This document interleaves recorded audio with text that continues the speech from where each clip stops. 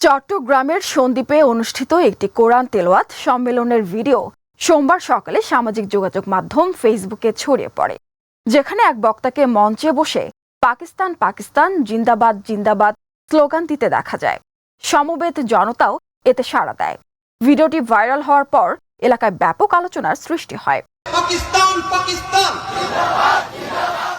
খোঁজ নিয়ে জানা যায়, রোববার সন্দ্বীপের মাইটভাঙ্গা ইউনিয়নে সাউথ সন্দ্বীপ উচ্চ বিদ্যালয় মাঠে কোরআন তিলাওয়াত প্রতিযোগিতা অনুষ্ঠিত হয়।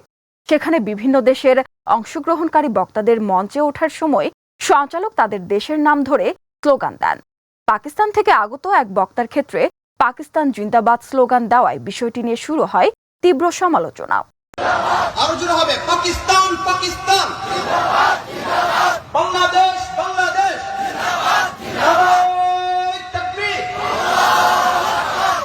আলহামদুলিল্লাহ, যারা বাজারে এখনো আসেন নাই, আল্লাহর রাস্তায়